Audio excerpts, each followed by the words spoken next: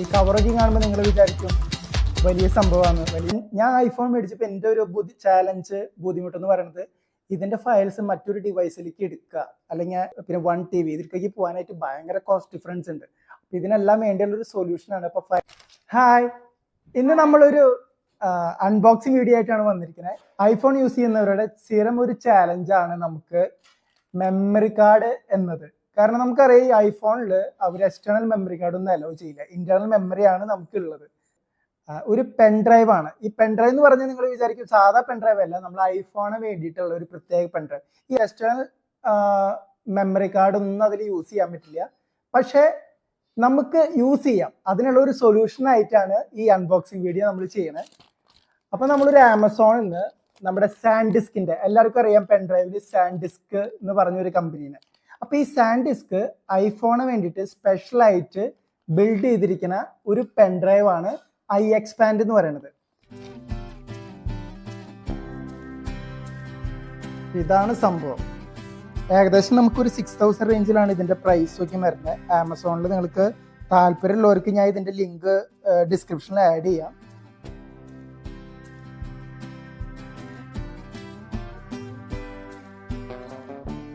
അപ്പോൾ നിങ്ങൾക്ക് ഇതിൽ നോക്കി അറിയാം സാൻഡിസ്കിന്റെ iExpand ഫ്ലാഷ് ഡ്രൈവ് ലെക്സ് എന്നാണ് ഇതിന്റെ പേര്.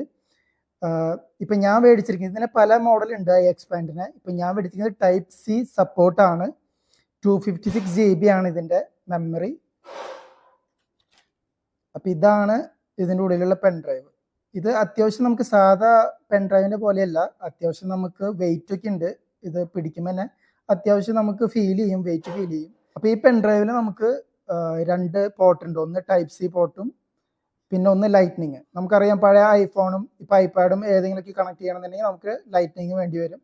അപ്പോൾ ഇതിന് രണ്ടിലേക്കും വേണ്ടിയിട്ടുള്ള ഇതാണ് ഞാൻ വാങ്ങിച്ചിരിക്കുന്നത്. ഇപ്പോൾ ഇതിൽ ലൈറ്റ്നിങ്ങും പിന്നെ Type-A USB വരുന്ന പെൻ ഡ്രൈവും കൂടി ഉണ്ട്. പക്ഷേ എനിക്ക് Type-C ആയതുകൊണ്ട് നമുക്കിത് ആൻഡ്രോയിഡിലും വിൻഡോസിലും എല്ലാത്തിനും കണക്ട് ചെയ്യാൻ പറ്റുമെന്നാണ് അവർ പറഞ്ഞത്. നമുക്ക് എന്തായാലും ട്രൈ ചെയ്ത് നോക്കാം. അപ്പോൾ നമ്മളിത് കണക്ട് ചെയ്യാൻ പോവാണ്. iExpand യൂസ് ചെയ്യുമ്പോൾ നമുക്ക് ഇവരുടെ ഒരു ആപ്പ് യൂസ് ചെയ്യണമെന്ന് പറയും. അതായത് iExpand ഡ്രൈവ് എന്ന് പറഞ്ഞിട്ട് ഒരു ആപ്പ് സ്റ്റോറിൽ നമുക്ക് കിട്ടും. പക്ഷേ അത് iPhone 14 വരെ യൂസ് ചെയ്യുന്നവർക്ക് മാത്രമാണ്. പ്രത്യേകം ശ്രദ്ധിക്കുക, iPhone 14ന്റെ എബവ്, അതായത് iPhone 15ഉം ഇപ്പം ലേറ്റസ്റ്റ് ഇറങ്ങിയിരിക്കുന്ന iPhone 16 ഇതിലൊക്കെ നമുക്ക് ഈ ആപ്പിൻ്റെ ആവശ്യമില്ല, iExpand എന്ന് പറഞ്ഞ ആവശ്യമില്ല. പക്ഷെ നമുക്ക് യൂസ് ചെയ്യാവുന്നത് ഇതിൻ്റെ ഡിഫോൾട്ട് ഒരു ആപ്പ് ഉണ്ട്, ഫയൽ ആപ്പ് എന്ന് പറഞ്ഞിട്ട്.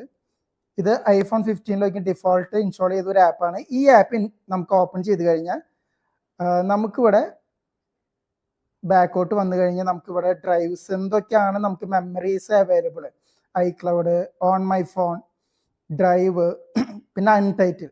ഈ അൺടൈറ്റിൽ എന്ന് പറയുന്നതാണ് ഇപ്പം നമ്മൾ കണക്ട് ചെയ്തിരിക്കുന്ന പെൻ ഡ്രൈവ്. അൺടൈറ്റിൽ നമ്മൾ ഓപ്പൺ ചെയ്ത് കഴിഞ്ഞാൽ അതെ ഇവിടെ നമുക്ക് അതിൻ്റെ ഓൾറെഡി ഉള്ള സെറ്റപ്പ് ഇതിൽ നമുക്ക് ഉള്ളിൽ കാണാം. നമുക്ക് ഇതിൻ്റെ ആവശ്യമില്ല, ഇതൊക്കെ .exe ഫയലാണ്, വിൻഡോസിലേക്ക് നമുക്ക് ആവശ്യം വരാവുന്ന ഫയലാണ്. ഇപ്പം നമുക്ക് ജസ്റ്റ് ഇത് വർക്ക് ചെയ്യുന്നുണ്ടോ എന്ന് നമുക്കൊന്ന് കൺഫേം ചെയ്യണമല്ലോ. അപ്പോൾ നമുക്ക് ഇതിൻ്റെ ഒരു ഫയൽ ഒന്ന് ട്രാൻസ്ഫർ ചെയ്യാം. അപ്പോൾ നമ്മൾ ഇനി ഈ പെൻ ഡ്രൈവിൽ വർക്ക് ചെയ്യുന്നുണ്ടോ എന്ന് അറിയാൻ വേണ്ടിയിട്ട് നമ്മൾ ഒരു ഫയൽ ഇതിലേക്ക് ട്രാൻസ്ഫർ ചെയ്യാൻ പോവാണ്. അപ്പോൾ നമ്മളൊരു ഇമേജ് ഗൂഗിൾ ഫോട്ടോസിൽ നിന്ന് എടുത്തു. ഈ ഇമേജ് നമുക്കിവിടെ ഷെയർ ബട്ടൺ പ്രസ് ചെയ്ത് കഴിഞ്ഞാൽ ഇവിടെ ഷെയർ ടു എന്ന് പറഞ്ഞ ഓപ്ഷൻ കിട്ടും. ഈ ഷെയർ ടു നമ്മൾ ക്ലിക്ക് ചെയ്ത് കഴിഞ്ഞാൽ നമുക്കിവിടെ സേവ് ടു ഫയൽസ് കണ്ടോ, ഈ സേവ് ടു ഫയൽസ് ക്ലിക്ക് ചെയ്യുക. ക്ലിക്ക് ചെയ്ത് കഴിഞ്ഞാൽ നമുക്ക് ബാക്കോട്ട് വരാം. ബാക്കോട്ട് വന്നു കഴിഞ്ഞാൽ നമുക്ക് അൺടൈറ്റിൽ എന്ന് പറഞ്ഞാൽ ഈ പെൻ ഡ്രൈവിന് ഞാൻ പേര് കൊടുത്തിട്ടില്ല, ബൈ ഡിഫോൾട്ട് അൺടൈറ്റിൽ എന്നായിരിക്കും നിങ്ങളുടെ ഫയൽസ് ആപ്പിൽ കാണിക്കുക. ഇതുമ്പോൾ ക്ലിക്ക് ചെയ്ത് കഴിഞ്ഞാൽ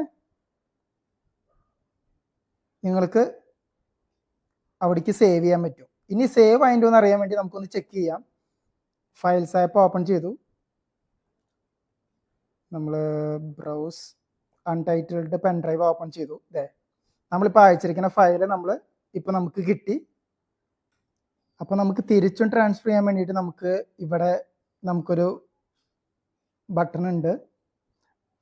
അതായത് നമുക്ക് ഷെയർ ചെയ്യണ ബട്ടൺ ഉണ്ട്. ഈ ഷെയർ ചെയ്യുന്ന ബട്ടൺ വെച്ചിട്ട് നമുക്ക് നേരത്തെ ചെയ്ത പോലെ സേവ് ടു ഫയൽസ് ഫോണ്ട് ഏത് ഫോൾഡറാണ് അവിടേക്ക് നമുക്ക് സേവ് ചെയ്യാവുന്നതുള്ളൂ.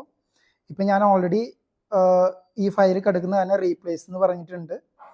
അപ്പം ഞാൻ റീപ്ലേസ് ചെയ്ത് കഴിഞ്ഞാൽ ആ ഫോൾഡർ നമുക്ക് ഓപ്പൺ ചെയ്ത് കഴിഞ്ഞാൽ ആ ഫയൽ നമുക്ക് ഇതിൽ വീണ്ടും കിട്ടും.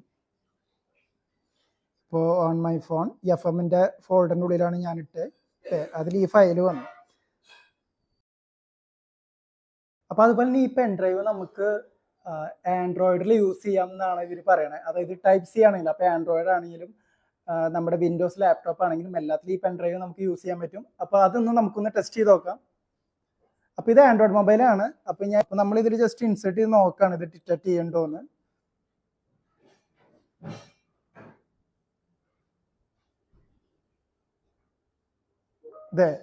ഇവിടെ നമുക്ക് 256 GB കണ്ട iExpand ഫ്ലാഷ് ഡ്രൈവ് എന്ന് പറഞ്ഞിട്ട് കാണുന്നുണ്ടോ?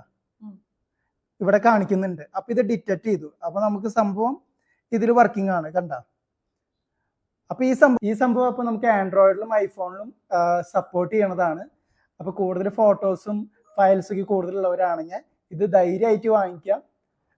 ഇപ്പൊ ആൻഡ്രോയിഡിലുള്ളവർക്ക് ഇത് വാങ്ങിക്കേണ്ട ആവശ്യമില്ല. ഐഫോണിലുള്ളവർക്കാണ് ഈ സ്പെഷ്യലായിട്ട് സാൻഡിസ്ക് ചെയ്തിരിക്കുന്ന iExpand എന്ന് പറഞ്ഞ പെൻ ഡ്രൈവ്. അപ്പോൾ നമ്മുടെ ഈ ഐഫോണിൽ ഉള്ള ബുദ്ധിമുട്ടായിരുന്നു ഡാറ്റ എങ്ങനെ ട്രാൻസ്ഫർ ചെയ്യുന്നുള്ളത്. അപ്പോൾ ഈ iExpand എന്ന് പറഞ്ഞ മെമ്മറി കാർഡ് യൂസ് ചെയ്യുകയാണെങ്കിൽ നമുക്ക് ഇതെല്ലാം എളുപ്പമായിരിക്കും. കാരണം ടു ആൻഡ് ഫ്രോ, അതായത് നമുക്ക് മൊബൈലിൽ നിന്ന് പെൻ ഡ്രൈവിലേക്ക് എടുക്കാം, പെൻ ഡ്രൈവിൽ നിന്ന് തിരിച്ച് എന്തൊക്കെ ഫയൽസ് ആണോ അതിൻ്റെ എല്ലാം ബാക്കപ്പ് നമുക്ക് മൊബൈലിലേക്ക് കൊടുക്കാം.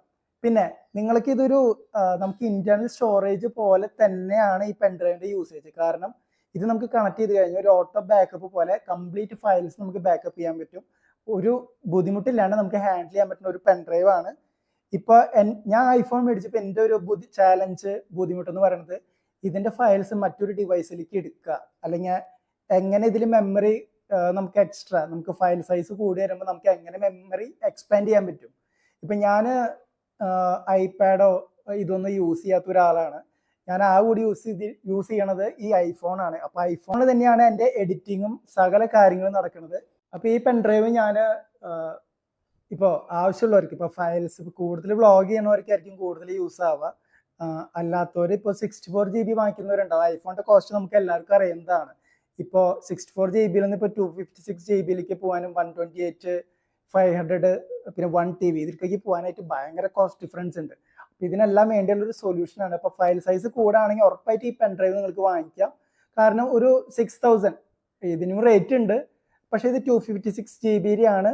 അപ്പോൾ 6000 കൊടുത്തു കഴിഞ്ഞാൽ നമുക്ക് ഈ പെൻ ഡ്രൈവ് കിട്ടും. പെൻ ഡ്രൈവ് കിട്ടി കഴിഞ്ഞാൽ നമുക്ക് കംപ്ലീറ്റ് ഇതിൻ്റെ ബാക്കപ്പ് ഇതിലേക്ക് എടുക്കാം, തിരിച്ച് അങ്ങോട്ടും ട്രാൻസ്ഫർ ചെയ്യാൻ പറ്റും. അപ്പോൾ ആ ബുദ്ധിമുട്ട് നമുക്ക് ഇതോടുകൂടി സോൾവ് ആവും. അപ്പോൾ ഈ അൺബോക്സിംഗ് വീഡിയോ നിങ്ങൾക്ക് ഇഷ്ടപ്പെട്ടെങ്കിൽ ഞങ്ങളെ സബ്സ്ക്രൈബ് ചെയ്ത് സപ്പോർട്ട് ചെയ്യാൻ മറക്കരുത്. അപ്പോൾ അടുത്ത വീഡിയോ ആയിട്ട് നമുക്ക് കാണാം. ബൈ.